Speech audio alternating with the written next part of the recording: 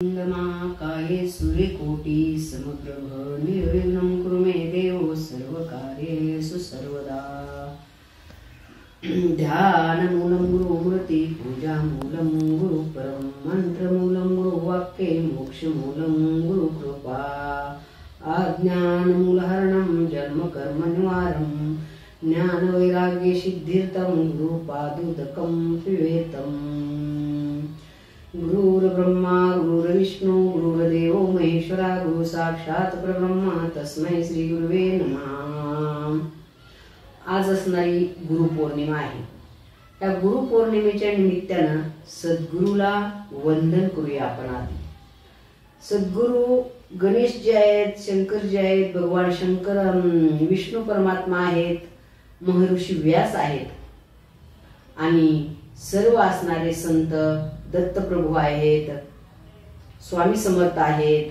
सर्व संतांना नमस्कार करून आणि माझे गुरुवरे रामभाऊ महाराज वाघमारे यांना वंदन करून आपण गुरुपौर्णिमेचे 4 शब्द बोलायचे आहेत। तर गुरु हे काय आहे, गुरु हे कशासाठी करायचं आहे, तर गुरु हे असणारी आपली हे संसाराची नाव तारणारे गुरु आहेत बरं का। तुम्ही म्हणसाल मग संसाराचे नाव कसं तारतात, तर संसाराचे नाव असं तारतात की ज्याप्रमाणे तुकोबरा एका ठिकाणी सांगतात, तुका म्हणे वत्स धेनुवेचे चित्ती तैसे मजे येती सांभाळित। तर एक खेड्यामध्ये असणारी अगोदरच्या काळामध्ये कोटे होते आणि त्याच कोट्यात असणारे एका बाईचं लहान मूल होतं आणि एका गाईचं लहान वासरू होतं। ते दोन्हीही कोठ्यामध्ये होती। गाय चरायला गेलेली होती, तिची बाळांची आई असणारी काय केलं, दिवायला गेलेली होती आणि दुर्दैवान असणार त्या कोट्याला आग लागली आणि ती आग लागल्यानंतर ती बाळाची आई आली, दन दन दन दन डोकं बडवली, पण तिचं जळत्या कोट्यात जाण्याचं धाडस झालं नाही। पण गाय आली, दडदड डोकं बडवली, बोलवली नाही, जळत्या कोट्यात शिरली आणि सुरक्षित शिंगाने दोर तोडून बालक बाहेर काढला। त्याप्रमाणे माझे सद्गुरू असणारे काय करतात, ही आपली संसाराची नाव तरीवतात। आणि संसाराची नाव तरणं म्हणजे काय, संसार सोडायचा नाही, संसारात काही करायचं नाही, संसारात राहून असणार आपण संसारात आहो अशी असणारी आपल्या मनामध्ये कल्पना ठेवायची नाही। आणि ती कल्पना ठेवायची नाही आपण कोण आहोत, आपण कुठून आलो, आणि असं असणारे सद्गुरू सांगतात तत्वमसी महावाक्य ते ज्ञान देतात। तत्वमसी महावाक्य म्हणजे काय आहे, ते तू आहेस। पण ते तू आहेस म्हणजे काय, तू असणारा तो पांडुरंग परमात्मा आहेस असं म्हणल्यानंतर आपला गुरुच्या चरणावरती विश्वास लवकर बसत नाही, पण आपण सुद्धा देवच आहोत बरं का। देव देव म्हणून येत का फिरशी, निज देव नेणशी मुळी कोण, देवा नाही नाव देवा नाही गाव, देवा नाही ठाव कोठे काही, ज्ञानदेव म्हणे माझा आत्मदेव अखंडित सेवा करा त्याची। अजून एका ठिकाणी माऊली म्हणतात, निर्जीव दगडाची काय करशील सेवा, ते तुझं काय देईल गोहारा, अष्टदशे तीर्थ जयाच्या चरणी तोय तुझ्या हृदयी चक्रपाणी। आपल्या हृदयामध्ये असणारा परमात्मा ही ओळखण्याचं ज्ञान कोण देतात, तर सद्गुरू देतात। आणि सद्गुरू ज्ञान देतात आणि तो देव पाहण्याचा मार्ग सांगतात। तत्वमसी महावाक्याच्या द्वारे आपणाला चालत असताना पुढे असणारा आपणाला प्रबोध आहे बरं का। आणि त्या प्रबोधाच्या द्वारे जात असताना निजबोध आहे, निजबोधाच्या वाटे जात असताना चंद्रबोध आहे। ही 4 बोध आपल्याला झाल्यानंतर आपण सुद्धा गुरु होऊ शकतो।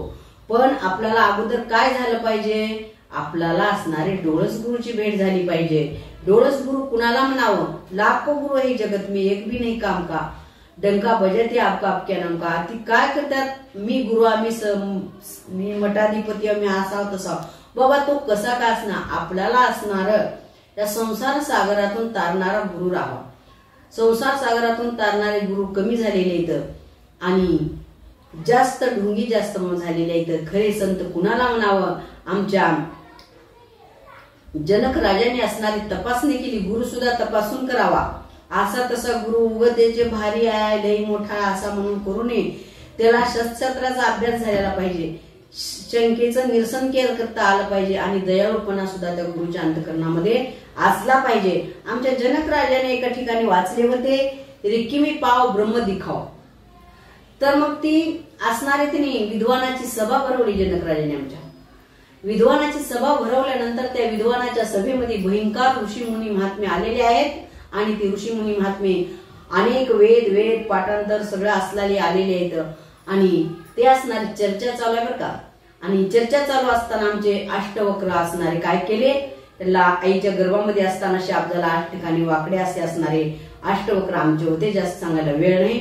आणि ते अष्टवक्र फरकटत आल्यानंतर लोक अष्टवक्राकडे पाहून ते हसू लागले। एवढी सगळी जनता, एवढे लाखो लोक हसताना आवाज मोठा झाला आणि अष्टवक्राने शांतपणे ऐकून घेतले आणि त्यांचं हसणं बंद झाल्यानंतर अष्टवक्र हसायला चालू केले आणि हसत असताना ते विद्वान लोक विचारू लागले, बाबा तू का हसतो रे, तू वाकडा म्हणून आम्ही तुला हसलो, तू का हसतोस? त्यांनी सांगितले, तुम्ही माझ्या शरीराकडे लक्ष देऊ नका, हे शरीर कुणाचं काळा असेल, कुणाचं गोरा असेल, कुणाचं कसं असेल, ही पंचमहाभूताचा देह आहे, पण या शरीरामध्ये काय ज्ञान आहे? तुम्ही असणारे तत्वज्ञानी नाही, आत्मज्ञानी नाही, असं अष्टवक्राने स्पष्टपणे बोललेले आहेत की बाबा तुम्ही कोणीही नाही। कारण का? तुम्ही चांभार आहात, कारण तुम्ही ह्या पंचभूताच्या देहाचे वर्णन करून हसतात, म्हणजे तुम्ही ब्रह्म स्वरूपाला पोहोचलेले वक्ते नाहीत असं असणारा अष्टवक्राने बोललेला आहे। आणि अष्टवक्रांना बोलल्यानंतर जनक राजाला प्रश्न विचारले अष्टवक्राने, बाबा तुझा प्रश्न काय आहे? तो जनक राजा बोलू लागले की बाबा म्हणले रिकिमी पाव ब्रह्म दिखाव। तर रिकिमी पाव ब्रह्म दिखाव म्हणल्यानंतर जनक राजाला सांगितले अष्टवक्रांना, तू एवढंच वाचलायस, पुढची ओळ वाचलेली नाही। तर पुढची ओळ अशी आहे म्हणले, त्या ग्रंथामध्ये त्याची पात्रता असली पाहिजे, पात्रता असल्याशिवाय आत्मानुभव येऊ शकत नाही, अनेक जन्माचे पाप असलं तर अनुभव येऊ शकत नाही, आणि तुझी पात्रता राजा, चल तुला मी रिकिमी पाव ब्रह्म दाखवतो म्हणल्यानंतर त्या अष्टवक्रानं छडी हाणल्या। जनक राजाची अशी अवस्था झाली की ब्रह्मानंदी लागले टाळे कोण देहाशी संभाळी, अशी असणारी अवस्था आमच्या जनक राजाची झालेली आहे। आणि आमचे जनक राजा 6 महिने असणार एक पाय खाली एक घोड्यावर अशा अवस्थेत 6 महिने थांबलेले आहेत। पण अष्टवक्राला वाटलं की बाबा काय करावं म्हणल्यानंतर त्यांनी म्हणलं ही प्रजा सांभाळायच्या जनक राजाला, म्हणून त्यांनी उत्थान केलं जमिनीतून, माता हात ठेविले, माता हात डोक्यावर ते ठेवून थापटे मारून असणारे जनक राजाला सावध केलं आणि जनक राजाला असणारा संसाराचा मार्ग सांगितला। तर संसारी असूनही नसावे, तर संसारामध्ये राहावं, पण आपण असणार काय करावं, आपल्या भगवंताचं, आपल्या सद्गुरूचं वर्णन करावं। आणि गुरुचं वर्णन माझ्या वाचन मी काय पामर करणार आहे, गुरुचं वर्णन अति गहन आहे, आणि गुरु शिवाय केले उपकार सांगू मी काय, बापण न करी आईशी माय।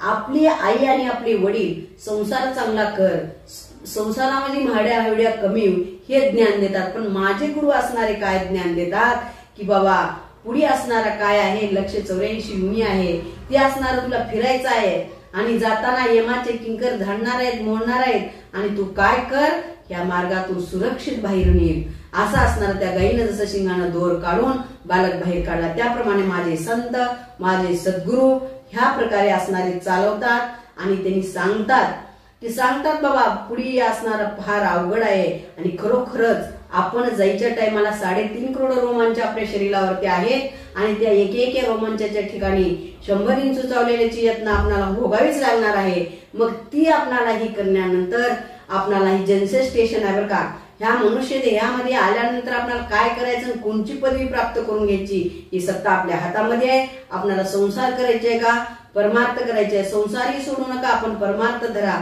संसार करावा नेटका, कुठे नसावा फाटका, आणि तुकोबाराय सुद्धा म्हणतात, सुखी करा रे संसार बांधा, सोप्या मार्या घर, तर घर बांधा सरळ करा। पण आपण कुठून आलो, आने का घाट कोण, जाने का घाट कोण, ब्रह्मा का कपाट कोण में कोण समाया है, हे बात जानती नाही तू, कै कुनर्दे आया है। गुरु म्हणजे कोण आहेत? गुरु ही गुणातीत वस्तू आहे, गुण ही रूपातीत वस्तू आहे। गुरु ही आपल्या हृदयात आहेत, मग हृदय सद्गुरु तेने तारीला हा संसार गुरु म्हणून विशेषात्या गुरु विवेकावरी असे असणारे माझे सद्गुरु आहेत।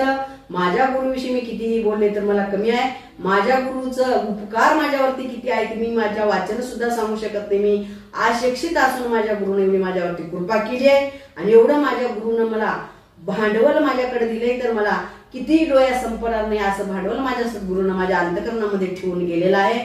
म्हणून असणार मी सद्गुरूच्या चरणी, सर्व संतांच्या चरणी, सर्व भगवंताच्या चरणी दंडवत करून श्रोते मंडळीला वंदन करून माझे झालेले 4 शब्द मी संपवत आहे. काही चुकीचं असलं तर माझ्या बुद्धीचा दोष, आणि चांगलं जर असेल तर माझे सद्गुरू तत्वदर्शी आत्मदर्शिनी असणारे रामभाऊ महाराज वाघमारे यांचे आहेत असं समजून तुम्ही स्वीकार करा.